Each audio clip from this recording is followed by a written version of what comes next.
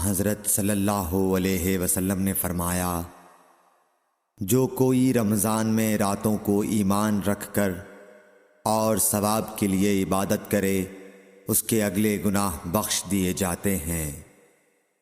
صحیح بخاری حدیث نمبر 37۔ اللہ علیہ وسلم نے فرمایا، جس نے رمضان کے روزے ایمان اور خالص نیت کے ساتھ رکھے، اس کے پچھلے گناہ بخش دیے گئے۔ صحیح بخاری حدیث نمبر 38۔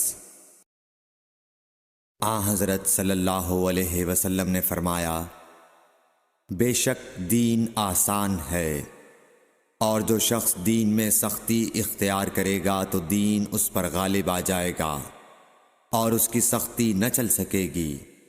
بس اس لیے اپنے عمل میں پختگی اختیار کرو، اور جہاں تک ممکن ہو میانہ روی برتو، اور خوش ہو جاؤ کہ اس طرز عمل سے تم کو دارین کے فوائد حاصل ہوں گے، اور صبح اور دوپہر اور شام اور کسی قدر رات میں عبادت سے مدد حاصل کرو۔ نماز 5 وقتہ بھی مراد ہو سکتی ہے کہ پابندی سے ادا کرو۔ صحیح بخاری حدیث نمبر 39۔ رسول اللہ صلی اللہ علیہ وسلم جب مدینہ تشریف لائے تو پہلے اپنی نانہال اترے جو انصار تھے، اور وہاں آپ نے 16 یا 17 ماہ بیت المقدس کی طرف منہ کر کے نماز پڑھی، اور آپ کی خواہش تھی کہ آپ کا قبلہ بیت اللہ کی طرف ہو۔ جب بیت اللہ کی طرف نماز پڑھنے کا حکم ہو گیا تو سب سے پہلی نماز جو آپ نے بیت اللہ کی طرف پڑھی عصر کی نماز تھی۔ وہاں آپ صلی اللہ علیہ وسلم کے ساتھ لوگوں نے بھی نماز پڑھی۔ پھر آپ کے ساتھ نماز پڑھنے والوں سے ایک آدمی نکلا اور اس کا مسجد بنی حارثہ کی طرف گزر ہوا تو وہ لوگ رکوع میں تھے۔ وہ بولا کہ میں اللہ کی گواہی دیتا ہوں کہ میں نے رسول اللہ صلی اللہ علیہ وسلم کے ساتھ مکے کی طرف منہ کر کے نماز پڑھی ہے۔ یہ سن کر وہ لوگ اسی حال میں بیت اللہ کی طرف گھوم گئے، اور جب رسول اللہ صلی اللہ علیہ وسلم بیت المقدس کی طرف منہ کر کے نماز پڑھا کرتے تھے، یہودی اور عیسائی خوش ہوتے تھے، مگر جب آپ نے بیت اللہ کی طرف منہ پھیر لیا تو انہیں یہ امر ناگوار ہوا۔ زہیر ایک راوی کہتے ہیں کہ ہم سے ابو اسحاق نے برا سے یہ حدیث بھی نقل کی ہے کہ قبلہ کی تبدیلی سے پہلے کچھ مسلمان انتقال کر چکے تھے، تو ہمیں یہ معلوم نہ ہو سکا کہ ان کی نمازوں کے بارے میں کیا کہیں۔ تب اللہ نے یہ آیت نازل کی، وَمَا كَانَ اللَّهُ لِيُضِيعَ إِيمَانَكُمْ، سورہ بقرہ آیت نمبر 143۔ صحیح بخاری حدیث نمبر 40۔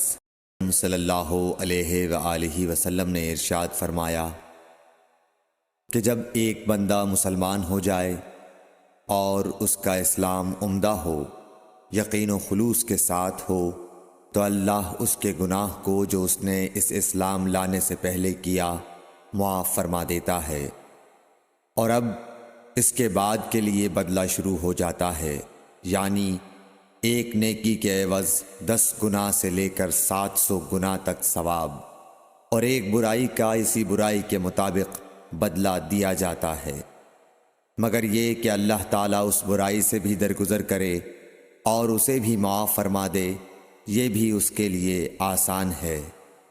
صحیح بخاری حدیث نمبر 41۔ رسول اللہ صلی اللہ علیہ وسلم نے فرمایا کہ تم میں سے کوئی شخص جب اپنے اسلام کو عمدہ بنا لے، یعنی نفاق اور ریا سے پاک کر لے، تو ہر نیک کام جو وہ کرتا ہے اس کے عوض 10 سے لے کر 700 گناہ تک نیکیاں لکھی جاتی ہیں، اور ہر برا کام جو کرتا ہے تو وہ اتنا ہی لکھا جاتا ہے جتنا کہ اس نے کیا ہے۔ صحیح بخاری حدیث نمبر 42۔ رسول اللہ صلی اللہ علیہ وسلم ایک دن حضرت عائشہ رضی اللہ تعالی عنہا کے پاس آئے۔ اس وقت ایک عورت حضرت عائشہ رضی اللہ تعالی عنہا کے پاس بیٹھی تھی۔ آپ صلی اللہ علیہ وسلم نے دریافت کیا، یہ کون ہے؟ عرض کیا، فلاں عورت، اور اس کی نماز کے اشتیاق اور پابندی کا ذکر کیا۔ آپ صلی اللہ علیہ وسلم نے فرمایا، ٹھہر جاؤ، سن لو کہ تم پر اتنا ہی عمل واجب ہے جتنے عمل کی تمہارے اندر طاقت ہے۔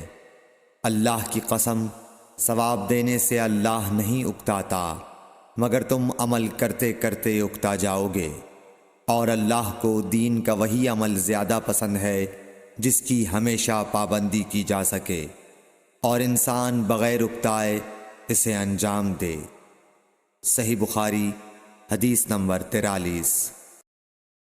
رسول اللہ صلی اللہ علیہ وسلم نے فرمایا، جس شخص نے لا الہ الا اللہ کہہ لیا اور اس کے دل میں جو برابر بھی ایمان ہے تو وہ ایک نہ ایک دن دوزخ سے ضرور نکلے گا، اور دوزخ سے وہ شخص بھی ضرور نکلے گا جس نے کلمہ پڑھا اور اس کے دل میں گیہوں کے دانے برابر خیر ہے، اور دوزخ سے وہ بھی نکلے گا جس نے کلمہ پڑھا اور اس کے دل میں ایک ذرہ برابر بھی خیر ہے۔